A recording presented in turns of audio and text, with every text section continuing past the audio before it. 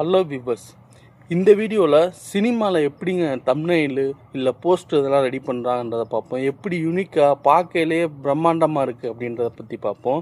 அது போக நம்ம எப்படி எடிட்டிங் ஸ்கில்லாம் வளர்த்துக்கிறது, நம்ம எப்படி எந்த ஆப்லலாம் எடிட் பண்ணுறாங்க பற்றி இந்த வீடியோவில் பார்ப்போங்க. சினிமாவை பொறுத்தளவு போஸ்டரு தம்ப்நெயில் இதெல்லாம் எப்படி ரெடி பண்ணுறாங்கன்னா, உண்மையிலே அவங்க ஹை காஸ்ட்லி யூனிக்காக இருக்கும். பார்த்துருக்கீங்களா? இப்போ எடுத்துக்காட்டாக தளபதி கச்சேரின்றதெல்லாம் தம்ப்நெயில்லாம் பார்த்துருப்பீங்க எல்லாருமே. சூப்பராக இருந்துச்சா? அதெல்லாம் எப்படி ரெடி பண்ணாங்கன்னா, சினிமாவுக்குன்னு தனியாக கேமரா அதெல்லாம் ஃபோட்டோ ஷூட் போவாங்க. கேமரா வச்சு ஃபோட்டோ ஷூட் பண்ணுறது, இல்லை செட்டு போட்டு பேக்ரவுண்டு இதெல்லாம் பார்த்தீங்கன்னா யூனிக்காக இருக்கும். பேக்ரவுண்ட்லாம் செட்டு போட்டு ரெடி பண்ணி இதெல்லாம் ரெடி பண்ணி எடுப்பாங்க.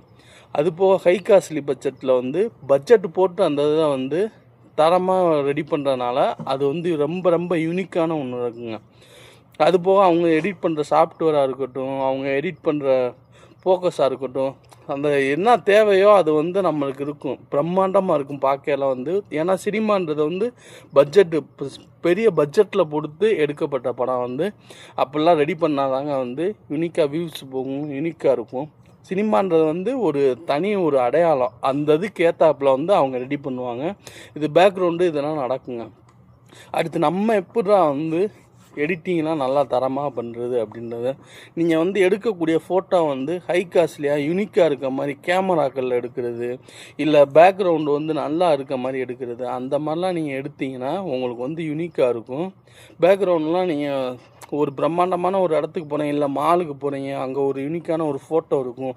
இல்லை பேக்ரவுண்ட் ஏதாவது ஹில்ஸுக்கு போகிறீங்க, அங்கே யூனிக்கான ஒரு பிளேஸ் இருக்கும். அந்த மாதிரி இடங்களில் நீங்கள் ஃபோட்டோ பேக்ரவுண்டு இருக்க மாதிரி வச்சுட்டு ஃபோட்டோ எடுத்துகிட்டு எடிட் பண்ணிங்கன்னா உண்மையிலே பிரம்மாண்டமாக இருக்குங்க.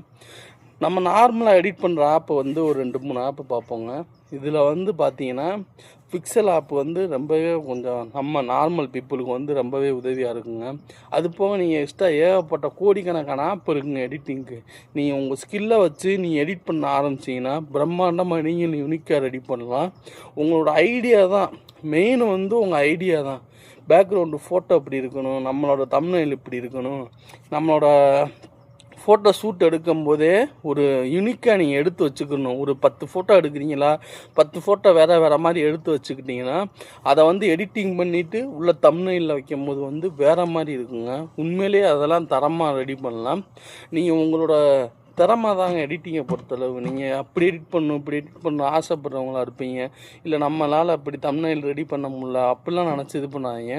அதை கற்றுக்கிட்டே இருக்கணும். நீங்கள் எடிட்டிங்கில் ஒரு புதுமைங்க. திடீர்னு புதுசாக ஒன்று உருவாகும், திடீர்னு புது ஐடியா வரும், புது ஐடியாக்களை நோக்கி போவோம். அதாங்க எடிட்டிங் ஸ்கில்லை பொறுத்தளவு வேறு லெவலில் எடிட் பண்ணுறதுக்கு பிக்சார்ட்டு இல்லை பிக்சல் லேபு நிறைய ஆப் இருக்குங்க. காசு கொடுத்து வாங்கி யூஸ் பண்ணுறவங்களாம் இருக்காங்க.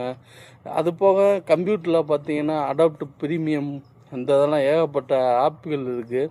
நம்மளோட ஐடியாக்கள்னால் அந்த உருவாக்குறதே தவிர ஆப்பு கிடையாது. எந்த ஆப்பை வச்சு வேணாலும் ஹை காஸ்ட்லியாக யூனிக்காக நீங்கள் தம்ப்நெயிலோ இல்லை போஸ்டரோ ரெடி பண்ணிக்கலாங்க. பாய். அதை சொல்கிறது தாங்க இந்த வீடியோ.